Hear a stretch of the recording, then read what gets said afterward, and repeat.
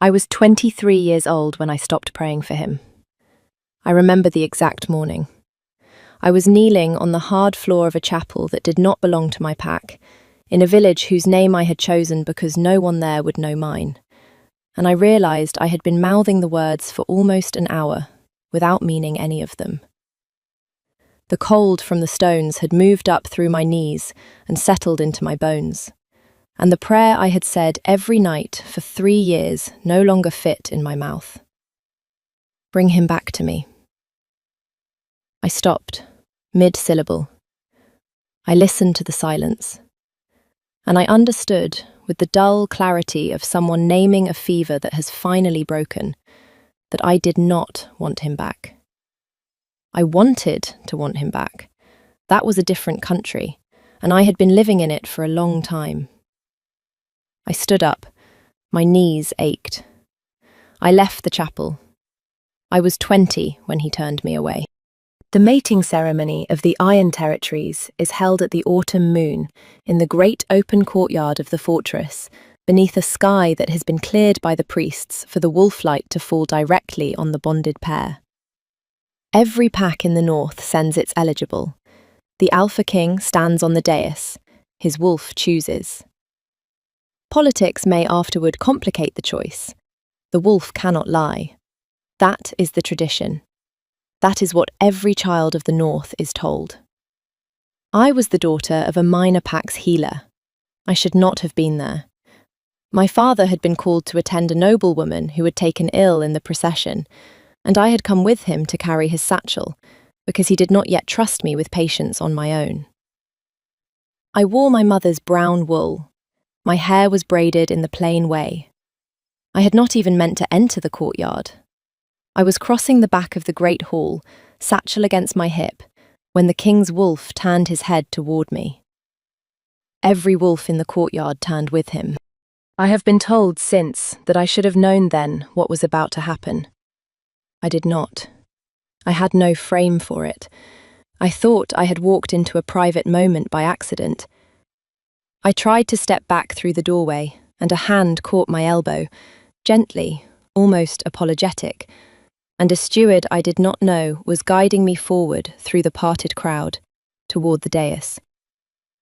And the king was coming down the dais steps toward me.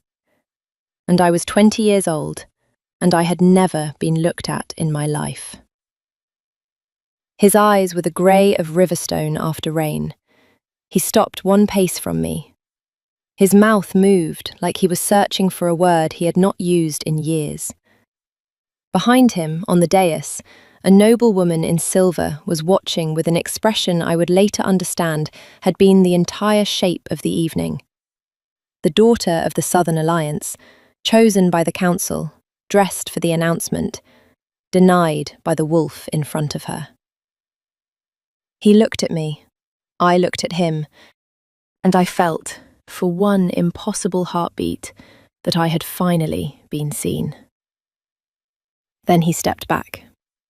He stepped back, and he turned to the courtyard, and he said the formal refusal in a voice that did not belong to him. He said it twice, because the first time the priests did not believe him. He took the wolf iron pendant the steward had been ready to place around the bonded pair, and he placed it instead around the neck of the noblewoman in silver, who had not moved, whose face had not changed, and his hand closed around the metal as if she had been waiting for it all night. I do not remember walking out. I remember being in the corridor, and then in the courtyard, and then in the road, and then in a forest I did not recognize. I remember my father finding me at dawn, at the foot of a tree, and the sound he made when he saw my face. I remember the long ride south, to a village he had a cousin in. I remember the months it took for the bond he had refused to stop trying to kill me through the mark on my own wrist. Then I remember choosing to live. That is the part most people skip. The decision to live, after rejection, is not a single decision.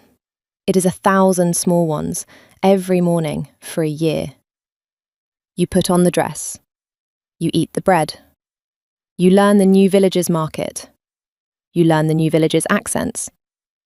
You let your hair grow out of the braid because it was a healer's daughter's braid, and you are not a healer's daughter anymore.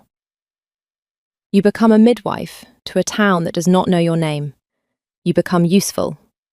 You become, slowly, someone you would have liked to know 3 years ago, when you were standing in a courtyard waiting to be seen. By the time I stopped praying for him, I had become her. The woman he turned away no longer existed, and the woman who had taken her place did not pray. I had been a midwife in Hollowbrook for 2 years when the rumours began. A man was travelling the north, tall, dark-haired, with eyes the colour of riverstone. He was not announcing himself. He was asking quiet questions in market squares and at inn doors. He was looking for someone. The descriptions of the someone varied. A healer's daughter, a young woman with a long brown braid, a girl from a small pack near the Eastern Ridge. But they were close enough to me that 2 of the older midwives began watching the road on the days the post came in. I told them I did not know who he was. I told myself the same thing. He came in autumn. The leaves were turning along the river. I was returning from a berth at one of the outlying farms, my satchel heavy on my shoulder, the dawn cold enough to bite, and I crested the rise into the village square, and I saw him before he saw me. He was standing at the well. He was in plain, dark wool, no insignia, no guard. He looked thinner than I remembered. He was speaking quietly to the innkeeper's wife, who was answering with her hands. He turned, casually, the way a man turns when he is finishing a conversation, and the morning sun caught his face, and I knew him. I did not stop walking. I had practiced this. Not him specifically, but the principle of him. I had practiced in my own head, in the chapel, on the road, at the bedside of mothers I would not be able to save, and mothers I would. The principle was, a woman who has built a life does not run from someone who once chose to ignore her. She walks past him. If he speaks, she answers. If he does not speak, she keeps walking, and the day continues, because the day has its own business. I walked. I was 3 steps from the well when his head turned again, slowly, the way a wolf turns when something has reached him that he cannot yet name. I saw it happen. I saw the moment his shoulders went still. I saw the innkeeper's wife notice and step away. He did not say my name. He said, "Forgive me." Quiet. Not toward me, toward the air between us, as if to say it any louder would be presumption. I did not stop. I did not turn my head. I said, in the easy voice of a midwife greeting a stranger at the well, "Good morning." I walked past him. I did not look back. I made it to my door. I went inside. I set my satchel down. I sat on the bench by the cold hearth, and I put my hands flat on my knees, and I breathed the way the older midwives had taught me to breathe when a birth goes sideways. In, hold, out. In, hold, out. I did not cry.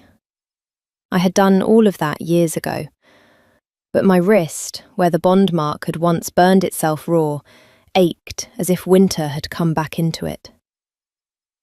He came to my door at midday. I was expecting him by then.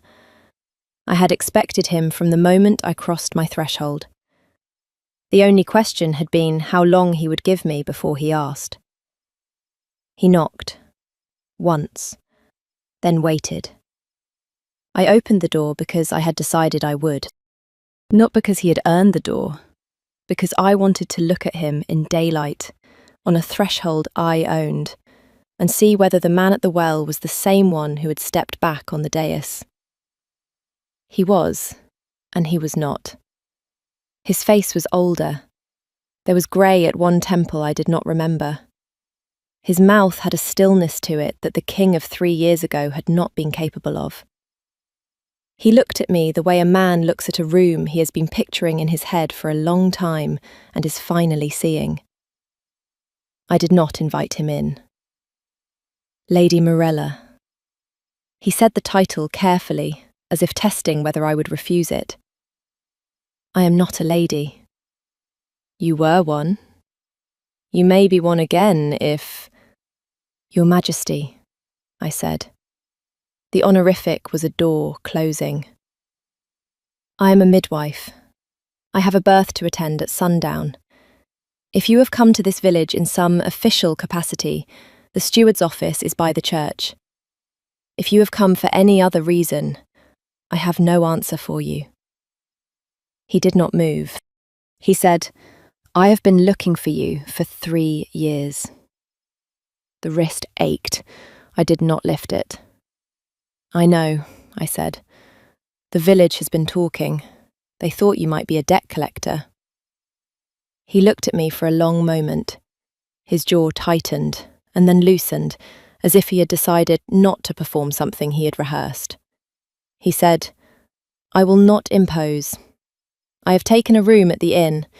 I will be there until you tell me to leave, or until you tell me to come back, whichever you choose. I almost laughed. I had not expected him to give me the choice. The king of 3 years ago would have stood in the road until I came out. He would have summoned me through the village priest. He would have made it impossible to ignore him without becoming a story. This man was telling me he would be at the inn. I closed the door. I closed it, and I leaned my forehead against the wood, and I felt, for the first time in 3 years, something that was not anger and not grief. It was older than either. It was the slow, uncertain ache of a wound trying to decide whether it had finally healed wrong, or whether it could still be reset. He stayed at the inn for 11 days. He did not come to my door again. He took meals in the common room. He paid the innkeeper for a room he did not lock. He walked the village in the mornings, not searching, not summoning, just walking, the way a man walks who has finally arrived somewhere and is no longer in a hurry. The villagers began to speak to him.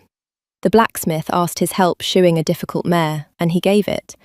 The chandler's son asked him about northern campaigns, and he answered briefly, without pride. He drew no attention to himself. He drew, by drawing none, all of it. On the 5th day, the innkeeper's wife came to my door with a basket. She set it on my table and would not meet my eyes. He asked me to give you this. He said you would know what it was. He said if you did not want it, I should bring it back, and he would not send another. I waited until she left. I opened the basket. Inside was a logbook, leather-bound, the corners worn soft from being carried. There was nothing else. I sat down on the floor of my own kitchen because my legs would not hold me, and I opened it. It was his handwriting. I had seen it once, on a writ of permission my father had carried, and I had memorised the shape of it, the way a girl memorises things she should not be paying attention to. The first page was dated 3 years ago, the day after the ceremony. The entries were short. Place names, people questioned, leads followed and dismissed. A village near the eastern ridge. A healer's circuit through the river valleys. A name he had thought might be mine, that had turned out to be someone else's. A description he had given to a beater, and corrected, twice, because he kept getting the colour of my hair wrong. I read. I read for 2 hours. I sat on my kitchen floor and read 3 years of a man hunting me, in his own hand, with no flourish and no apology. And I read the way he had aged, in his own handwriting. The early entries were tight with rage. The middle ones were patient. The last year was something else. Entries that read like a man making a record of his own grief, because he no longer expected to find what he was looking for, and he wanted there to be evidence, somewhere, that he had not stopped. The last entry, dated 4 days before he arrived at my well, said, "I have been told there is a midwife in Hollowbrook with hair the colour of river clay. I am riding south. If she is not the one, I will keep riding. If she is, I will not approach her. She will approach me, or she will not, and either is hers to choose." I closed the logbook. I put it on my table. I did not return it. If you are still listening, if you have come this far with me, stay. The next part is the part I have never told anyone. Not the older midwives, not my father in his letters, not even myself in the dark. I think you should hear it from me before anyone else colours it for you. If you are with me, follow along quietly. I will tell it once. On the 8th day, I came down with the cough that had been moving through the village. It was not serious. I have nursed 3 winters of it. I knew what to do, and I did it, and on the 9th day I was back on my feet, and I went to attend a birth at the miller's house, and I came back through the square at dusk, and Lady Sigrid was waiting for me at my door. I had not seen her in 3 years. She was the noblewoman in silver. She had aged less than the king had. Her hair was the same, her mouth was the same, set in the line of a woman who had been told, once, that she had won, and had been finding out, slowly, since, that she had not. The wolf iron pendant was at her throat. She said, "Walk with me." I said, "No." She smiled the way a noblewoman smiles when a midwife forgets her station. She said, "He has been at the inn for 9 days. Half the north knows he is here. The other half will know within the week. I have come to give you the chance to spare yourself what comes next." What comes next? "He is not a free man," she said. "He took a bond at the ceremony. That bond is mine. Whatever he believes he is doing here, the council will not recognise it. They will not recognise you. You will be a scandal, briefly, and then you will be a footnote. And then you will be a midwife in a smaller village than this one, because no woman who has been a king's diversion is welcome anywhere a wife can find her." She paused. "I am offering you a way out, before he ruins your work. Go, tonight. I will see to it that you are well placed. You will never see him again." I looked at her for a long time. I said, "He gave me a logbook." Her mouth tightened. I said, "If the bond at the ceremony had been yours, he would not have spent 3 years writing in it." She did not answer. I said, "Good evening, Lady Sigrid. Please do not come back here." And I went into my house, and I closed the door, and I waited until I heard her horse leave the village, before I let my hands begin to shake. On the 11th day, the king came to the village hall, because the village had asked him to. It was small business, a dispute over a fence between 2 farms, the kind a visiting noble can resolve in an afternoon, and a king could resolve in his sleep. He resolved it. He stayed for the rest of the afternoon, answering questions from the village council about the road tax, which he had not been asked about, but which they had been waiting 2 years to put to someone who could change it. He changed it. I watched from the back of the hall. I had not meant to be there. I had been delivering tonics. I stayed because watching him be useful in my village was unlike any image of him I had carried for 3 years. At dusk, the village gave him bread and ale in the common room of the inn. They invited everyone. They were proud of themselves. They had hosted a king. They wanted the evening to be a story they could tell. I went because not going would have been louder than going. I did not sit near him. I sat with the older midwives at the long table. He did not look at me, and the not looking was so deliberate it was almost tender. Lady Sigrid had not left the region. I did not know that at the time. I learned it afterward. She had ridden to the next village, and she had paid a cook there for a small quantity of night root, which is not a poison anyone bothers to ban because no one bothers to use it. It does not kill. It loosens the lungs in a person already coughing until they cannot draw breath. In a midwife who has been on her feet for 9 days fighting the village cough, it could pass for the cough turning bad. Night root in spiced ale tastes of nothing. She had given the cup to the innkeeper's daughter and told her it was a courtesy from the noble visitor to the lady midwife.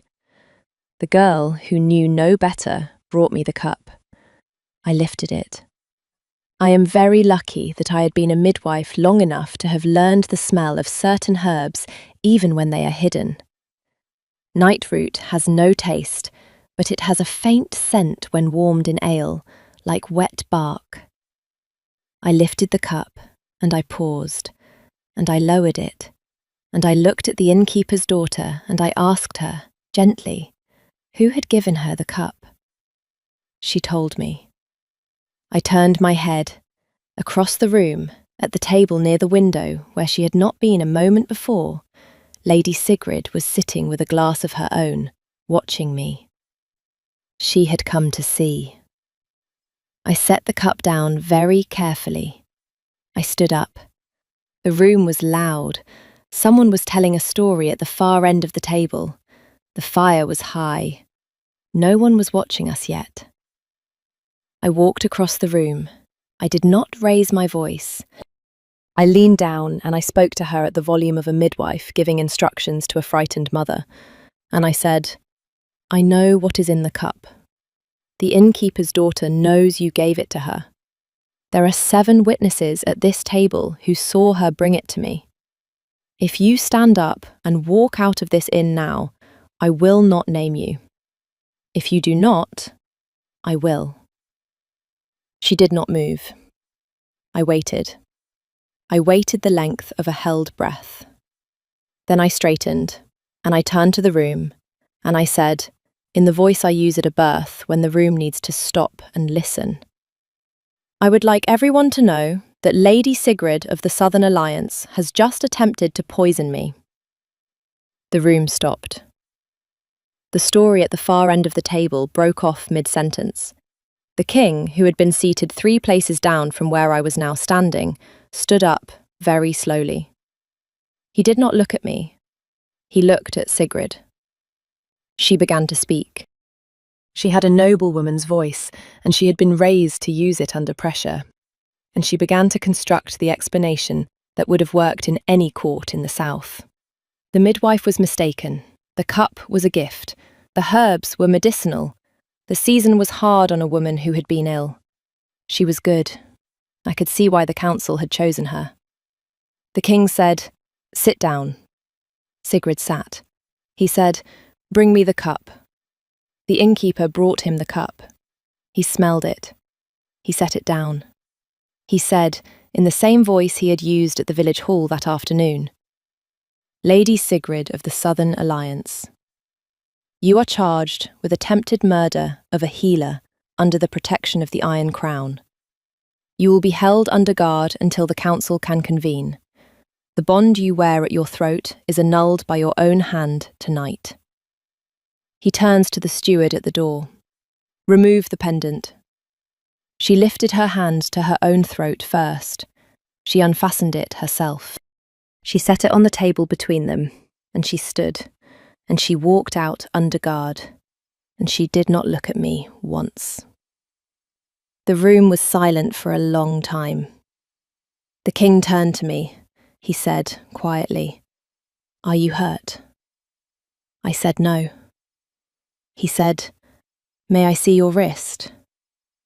I did not know how he knew. I had told no one. I held out my left wrist, where the bond mark had once burned itself raw and left a faint white line that never fully closed. He took my hand carefully, as a healer takes a hand. He looked at the line. He did not touch it. He said, it is open again. It has been open since I walked into the square. I said, I know. He said, The bond is alive. It survived the rejection. It has been waiting. I said, I know.